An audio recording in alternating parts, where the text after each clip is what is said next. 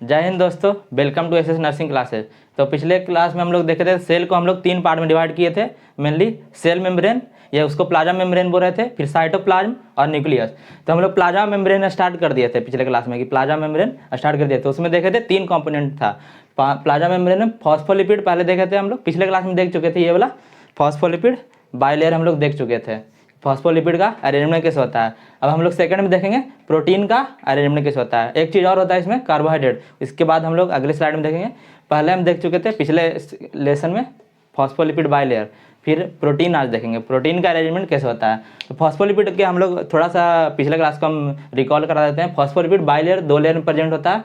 वो होता है, एक होता है हेड, ये वाला हो गया पार्ट हेड, और ये वाला पार्ट हो गया टेल।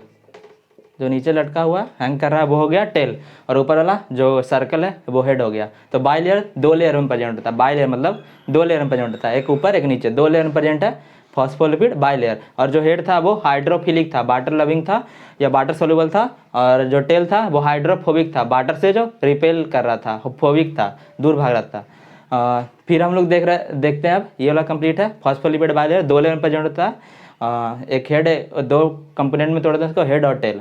अब हम लोग देखते हैं प्रोटीन का अरेंजमेंट, क्योंकि सेल मेम्ब्रेन प्रोटीन भी होता है। तो प्रोटीन का अरेंजमेंट कैसे देखते हैं, प्रोटीन का अरेंजमेंट को देखते हैं कैसे अरेंज रहता है सेल मेम्ब्रेन में।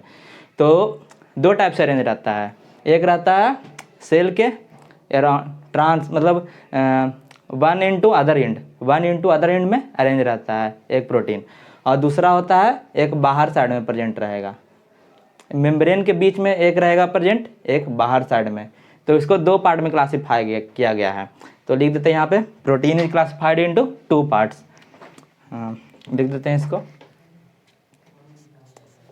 इट इज क्लासिफाइड इनटू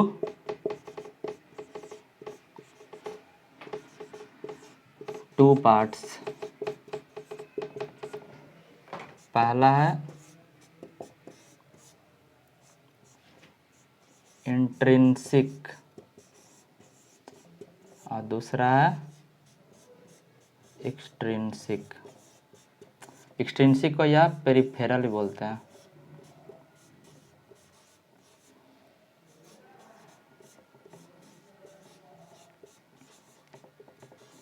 इसको 2 पार्ट में, प्रोटीन को 2 पार्ट में डिवाइड किया गया। पहला इंट्रिंसिक प्रोटीन और दूसरा है एक्सट्रिंसिक या पेरिफेरल प्रोटीन। इंट्रिंसिक प्रोटीन हो गया जो सेल के 1 एंड से, सेल के मतलब सेल मेम्ब्रेन के बीच में रहेगा। इंट्रिंसिक 1 एंड से अदर एंड तक कनेक्टेड होगा सेल मेम्ब्रेन के, वो हो गया इंट्रिंसिक प्रोटीन। और एक्सट्रिंसिक प्रोटीन है जो सेल के बाहर प्रेजेंट होगा। ये वाला एक्सट्रिंसिक का मतलब ही होता है बाहर प्रेजेंट, आउटसाइड। ये आउटसाइड में प्रेजेंट रहेगा, ये इंट्रिंसिक प्रोटीन इनर साइड में प्रेजेंट रहेगा। तो ये हो गया, यहाँ पे हम लिख देते हैं ब्लैक मार्कर से। ये हो गया जो इनसाइड में प्रेजेंट है, इंट्रिंसिक मतलब इनसाइड। तो ये हो गया इंट्रिंसिक प्रोटीन, इंट्रिंसिक प्रोटीन। और ये वाला हो गया, ये भी इंट्रिंसिक प्रोटीन, ऐसे भी अरेंज रहता है। ये भी इंट्रिंसिक है क्योंकि सेल के बीच में है, सेल मेम्ब्रेन के बीच में, ये भी इंट्रिंसिक प्रोटीन है, ये दोनों। और ये वाला है जो बाहर में प्रेजेंट है, सेल के बाहर, सेल मेम्ब्रेन के बाहर है, वो हो गया एक्सट्रिंसिक प्रोटीन। जो सेल मेम्ब्रेन के बाहर है वो हो गया एक्सट्रिंसिक प्रोटीन, और सेल मेम्ब्रेन के जो अंदर में है वो इंट्रिंसिक प्रोटीन हो गया। या इसको इंट्रिंसिक प्रोटीन को एक और बोलते हैं, या इंटीग्रल प्रोटीन भी बोलते हैं इसको। इंट्रिंसिक प्रोटीन को इंटीग्रल प्रोटीन भी बोलते हैं, इंटीग्रल प्रोटीन। तो सेल मेम्ब्रेन के जो अंदर है वो इंट्रिंसिक प्रोटीन, और जो एक्सट्रिंसिक बाहर है वो एक्सट्रिंसिक प्रोटीन। प्रोटीन का हम लोग देख लिए थे कि 2, इंट्रिंसिक और एक्सट्रिंसिक। अब हम लोग कार्बोहाइड्रेट के बारे में देखते हैं कि कार्बोहाइड्रेट कैसे अरेंज रहता है। 3 चीज़ देखे थे हम लोग, 3 चीज़ अरेंजमेंट होता है, ये और लास्ट में है कार्बोहाइड्रेट। तो कार्बोहाइड्रेट 2 तरीका से अरेंज रहता है। एक रहता है लिपिड पे, ये हो गया लिपिड है, ये वाला फॉस्फोलिपिड बाइलेयर है, एक इस पे अरेंज रहेगा कार्बोहाइड्रेट। और एक है प्रोटीन पे अरेंज रहता है, इसको अलग कलर से दिखा देते हैं हम। प्रोटीन पे ये वाला है प्रोटीन, एक इस पे अरेंज रहेगा। 2 तरीका से अरेंज रहेगा, एक लिपिड पे रहेगा और दूसरा प्रोटीन पे। तो जो लिपिड पे अरेंज है उसको बोलते हैं हम लोग ग्लाइकोलिपिड। और जो प्रोटीन पैरेंज है उसको बोलते हैं हम लोग ग्लाइकोप्रोटीन। ग्लाइकोप्रोटीन। ग्लाई जहाँ भी बढ़ा गया मतलब कार्बोहाइड्रेट। कार्बोहाइड्रेट मतलब बेसिकली क्या होता है, ग्लूकोज ये सब उसी में आता है। कार्बोहाइड्रेट में कार्बन, हाइड्रोजन, ऑक्सीजन जिसमें रहेगा वो कार्बोहाइड्रेट है। तो इसमें दो तरह से अरेंज रहता है। जो लिपिड पे जो कार्बोहाइड्रेट लगा हुआ है उसको बोलेंगे ग्लाइकोलिपिड। लिपिड जो कार्बोहाइड्रेट जो लिपिड पे लगा हुआ है वो हो गया ग्लाइकोलिपिड। और जो कार्बोहाइड्रेट प्रोटीन पे, ये वाला प्रोटीन बोले थे हम लोग इंट्रिंसिक प्रोटीन है ये वाला, ये हो गया ग्लाइकोप्रोटीन। जो कार्बोहाइड्रेट प्रोटीन पे लगा वो हो गया ग्लाइकोप्रोटीन। ये हो गया ग्लाइकोलिपिड और एक ये हो गया ग्लाइकोप्रोटीन। और हाँ, ये वाला जो होता है इंट्रिंसिक प्रोटीन है, ये चैनल के रूप में भी हेल्प करता है। जो ट्रांसपोर्टेशन होता है किसी सब्सटेंस का वो चैनल के रूप में भी हेल्प करता है ये वाला इंट्रिंसिक प्रोटीन। ये इस पाथवे बना देता है, मतलब रास्ता बनाता है एक किसी आयन या सॉलिड सब्सटेंस का बाहर से अंदर या अंदर से बाहर जाने का। तो यहाँ पे लिख देते हैं हम यहाँ पे एक और पॉइंट कि ये एक्ट एज ए, इसका फंक्शन हो गया ये वाला एक्ट एज ए चैनल हो गया किसी सॉलिड सब्सटेंस या आयंस का, या पंप भी होता है, वो ट्रांसपोर्ट करने में हेल्प करता है, उसमें एटीपी लगता है। पंप हो गया, चैनल हो गया, ये सब का ट्रांसपोर्टेशन में हेल्प करता है ये वाला इंट्रिंसिक प्रोटीन। इसी की मदद से होता है सब्सटेंस का ट्रांसफर। तो देख लिए ग्लाइकोलिपिड और ग्लाइकोप्रोटीन। और ग्लाइकोप्रोटीन के बारे में देखते हैं। ग्लाइकोप्रोटीन हो गया ये वाला जो आप लोग पढ़े होंगे एंटीजन। एंटीजन किसी सेल के सरफेस पे होता है, एंटीजन होता है, तो वो ग्लाइकोप्रोटीन का ही बना रहता है।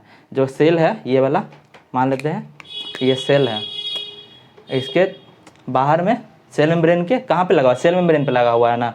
तो ये जो एंटीजन बाहर में प्रेजेंट है, एंटीजन रहता है। हर सेल का अपना आइडेंटिटी होता है, मतलब आईडी कार्ड होता है अपना हर सेल का, उसी को एंटीजन बोलते हैं। मतलब वो मदद करता है फॉरेन सेल को पहचानने में। भाई क्या चीज़ का बना रहता है, ग्लाइकोप्रोटीन का बना रहता है। एंटीजन है वो सेल के सरफेस पे, सेल मेम्ब्रेन के सरफेस पे एंटीजन होता है, वो क्या चीज़ का बना रहता है, ग्लाइकोप्रोटीन का। तो ये हमें एक्स्ट्रा फीचर बता दिए, एक्स्ट्रा मटेरियल बता दिए। एंटीजन वो रहता है ग्लाइकोप्रोटीन का बना हुआ। और इंटीग्रल और इंट्रिंसिक प्रोटीन मदद करता है, चैनल की तरह वर्क करता है और पंप की तरह जो हेल्प करता है ट्रांसपोर्टेशन में। तो यहाँ तक क्लियर है, आप लोग नोट कर लीजिए। हम लोग फ्लूइड मोजाइक मॉडल में लगभग खत्म हो गया कि देख लिए हम लोग, ओवरव्यू देख लिए कैसे कैसे अरेंजमेंट होता है तीनों चीज़ का। अब एक पॉइंट और है, यहाँ पे नोट में लिखा हुआ है सेल मेम्ब्रेन है लिपिड बाइलेयर। ये तो देख लिए कि सेल मेम्ब्रेन का लिपिड बाइलेयर स्ट्रक्चर होता है। और इसमें क्या लिखा हुआ है, and also including organelles membrane.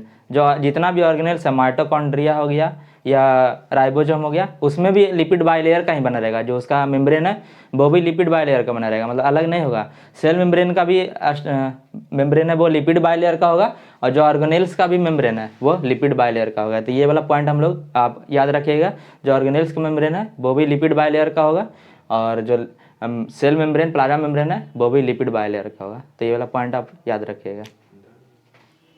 अब सेल मेम्ब्रेन का हम लोग सेल ऑर्गेनेल्स देख रहे हैं। अब प्लाज्मा मेम्ब्रेन अब खत्म हो गया टॉपिक, जितना देखना था अब देख लिया। अब हम लोग देखते हैं सेल ऑर्गेनेल्स। तो इसका हम लोग देख लेते हैं कैरेक्टरिस्टिक फीचर कि क्या विशेषताएं हैं, ये सब देख लेते हैं। तो हम 3 पॉइंट लिखे हैं। मेम्ब्रेन इज लिपिड बाइलेयर, पहले बता दिए। जिस सेल मेम्ब्रेन का जो स्ट्रक्चर है वो भी यहाँ पे भी होगा। सेल ऑर्गेनेल्स का भी जो मेम्ब्रेन है उस पर भी लिपिड बाइलेयर होगा। फिर each organelles has a unique function, जितना भी ऑर्गेनेल्स है सारा का यूनिक फंक्शन होगा, अलग अलग ऑर्गेनेल्स का अलग अलग फंक्शन होगा। फिर देखते हैं membrane can be either single layer और बाई लेयर और विदाउट मेम्ब्रेन। मतलब जितना भी ऑर्गेनेल्स है वो या तो सिंगल लेयर उस पर प्रेजेंट होगा कवरिंग, या डबल लेयर भी हो सकता है जैसे माइटोकॉन्ड्रिया जैसा, या बिना मेम्ब्रेन का भी हो सकता है जैसा सेंट्रियोल है, ये सब बिना मेम्ब्रेन का भी हो सकता है। तो ये वाला हो गया 3 पॉइंट क्लियर आपका। तो हम लोग सेल ऑर्गेनेल्स में देखते हैं क्या क्या होता है। पिछले पॉइंट में देखे थे हम लोग सेल ऑर्गेनेल्स के फीचर में कि सारा ऑर्गेनेल्स का अलग अलग फीचर होता है। तो ये सारा ऑर्गेनेल्स है, ये सब पढ़ना हम लोग को। पहला है इंडो मेम्ब्रेन सिस्टम। तो सिस्टम है तो चारों ये सिस्टम में आता है। इंडो मेम्ब्रेन सिस्टम में कौन कौन आता है, ईआर आता है, गोल्जी बॉडी आता है या गोल्जी बॉडी अपरेटस भी बोलते हैं उसको, फिर लाइसोजोम आता है, फिर वेसाइकल आता है। तो ये चारों मिल के काम करता है, उसको हम लोग इंडो मेम्ब्रेन सिस्टम में काउंट करते हैं। तो ये सब हम लोग एक एक करके डील करेंगे ये सब चारों को। फिर हम लोग माइटोकॉन्ड्रिया के बारे में पढ़ेंगे जो मेन इंपॉर्टेंट टॉपिक है। फिर राइबोसोम के बारे में पढ़ेंगे, ये भी इंपॉर्टेंट टॉपिक है। फिर न्यूक्लियस, फिर लास्ट में हम लोग सेंट्रोसोम के बारे में देखेंगे। तो ये सब हम लोग अगले क्लास में एक एक करके डील करेंगे, सारा एक एक करके। तो आज के क्लास में हम लोग इतना रहने देते हैं, फिर हम लोग नेक्स्ट क्लास में देखेंगे इसके बारे में, एक एक ऑर्गेनेल्स को डील करेंगे। तो ऐसे ही मेडिकल रिलेटेड वीडियो के लिए ऐसे नर्सिंग क्लासेज को लाइक कीजिए, सब्सक्राइब कीजिए और दोस्तों में शेयर कीजिए। जय हिंद।